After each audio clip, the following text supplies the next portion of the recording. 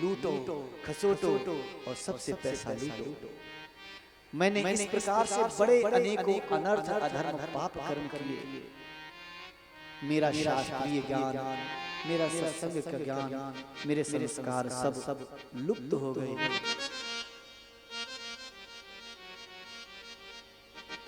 एक दिन ऐसा आया कि जिन लोगों के साथ मैं बड़ा अपनी घनिष्ठता समझता था, जिन मित्रों को अपना मित्र समझता था, जो मेरे साथ अंग रक्षक बन के बंदूक लेके, लाठी डंडा लेके, तोप लेके, भाला तलवार लेके चला करते थे, और मैं उनकी दम पर फूलता था कि ये हैं तो मेरा कोई क्या बिगाड़ लेगा, इसको उठवा लूंगा, उसको उठवा लूंगा, इसको मरवा दूंगा, इसको उठवा दूंगा।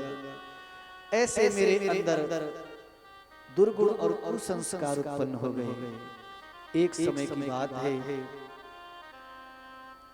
कुछ ऐसा प्रसंग हम सबके बीच में हुआ कि किसी बात को लेकर हम सबके बीच में लड़ाई झगड़ा हो गई, और उसमें लड़ाई झगड़े की बात में मेरे ही अपने साथियों ने मेरी हत्या कर दी। पैसे को लेकर, पैसे पेमेंट के ऊपर, क्योंकि मैं पैसा लेता था मंदिर में लगाऊंगा, मैं पैसा लेता था मैं आश्रम में लगाऊंगा, मैं पैसा लेता था मैं यज्ञ कराऊंगा, मैं पैसा लेता था मैं भंडारे में लगाऊंगा, लेकिन ना मैं मंदिर में लगाता, ना भगवान की सेवा में लगाता, ना किसी जगह नहीं लगाता। मैं तो उनको दुर्व्यसनों और कुकर्मों में लगाता रहा। इसलिए मेरे अशुभ पाप कर्मों का फल मुझे ये भोगना पड़ा, मुझे कुत्ता बनना पड़ा, क्योंकि मैंने जैसे कर्म किए थे वो कुत्ते को ही शोभा देते हैं। इसलिए मुझे कुत्ते की योनि मिली। कुत्ते के कर्म कैसे हैं मुझे बताने की जरूरत नहीं, आप लोग सब लोग जानते हो, सबने अपनी आंखों से दिन रात देखा है। कुत्ते के कर्मों को करने के कारण मुझे कुत्ते की योनि मिली, और मैं दर दर रोटी की ठोकरें खाता हूँ, रोटी को तरसता हूँ।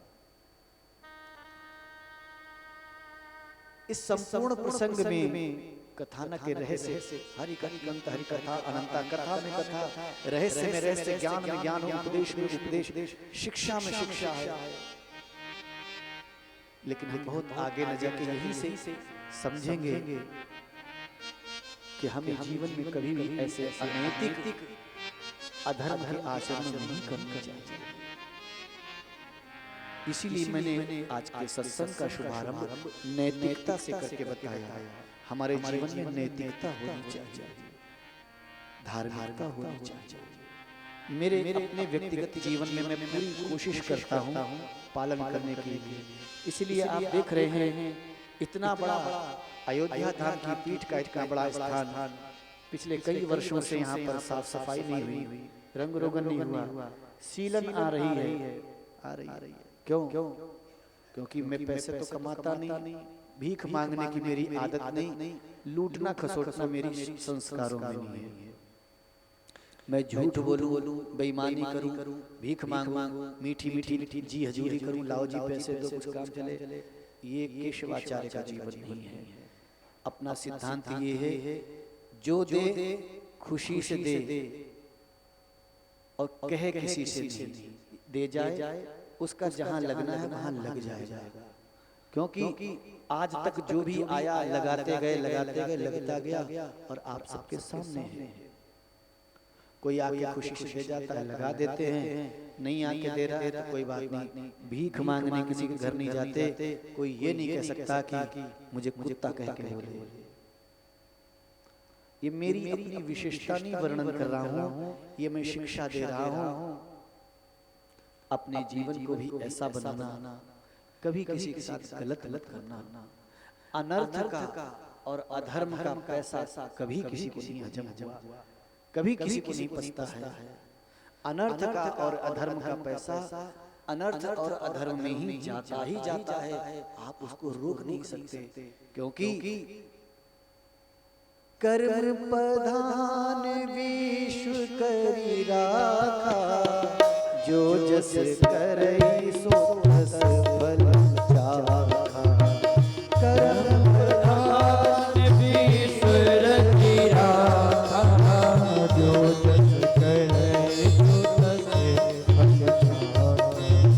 कर्म प्रधान ईश्वर करी राखा,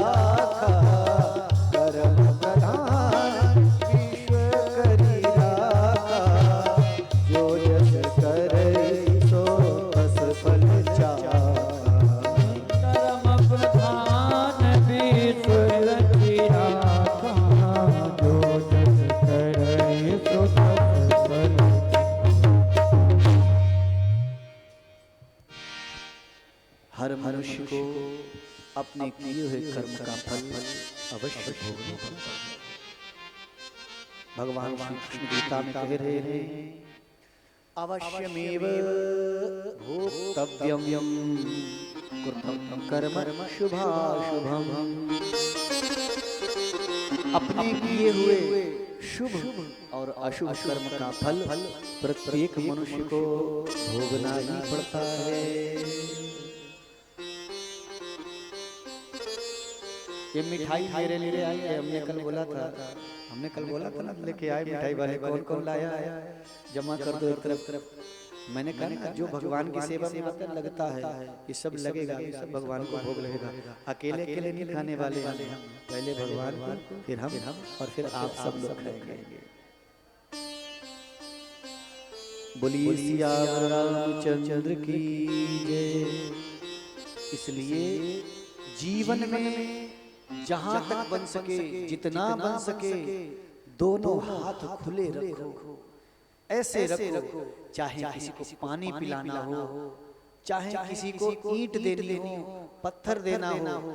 मैं ये नहीं कह रहा हूँ कि रुपए पैसे देना। कोई अपने घर जाके दरवाजे से बाहर निकल के गेट के ये मत कहना कि महाराज जी पैसे मांगते हैं। इसलिए पहले कह रहा हूँ, कोई अगर मिट्टी मांगने आए तो मिट्टी भी खुशी खुशी देना, लेकिन हाथ हमेशा ऐसे रखना। कभी ऐसे मत करना कि लाओ भरे जाओ, क्योंकि जैसी करनी वैसी भरनी। जो बोएगा वही पाएगा, तेरा किया तेरे आगे आएगा।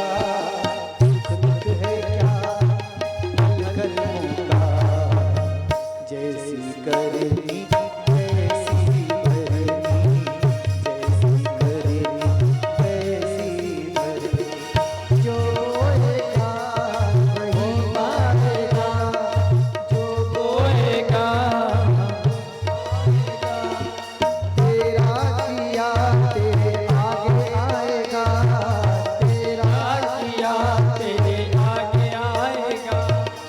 सुख है क्या फल कर्मों का, जैसी करनी वैसी भरनी, जैसी करनी वैसी भरनी, जैसी करनी वैसी भरनी, जैसी करनी वैसी भरनी, जैसी करनी वैसी भरनी, जैसी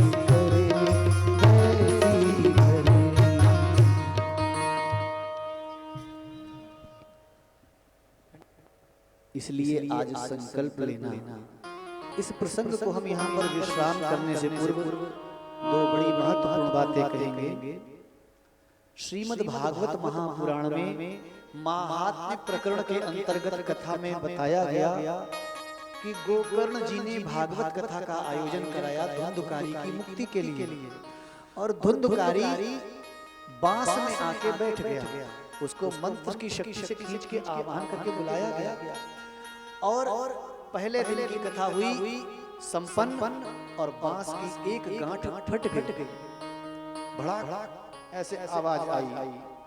दूसरे दिन कथा पूर्ण हुई तो दूसरी गांठ फट गई,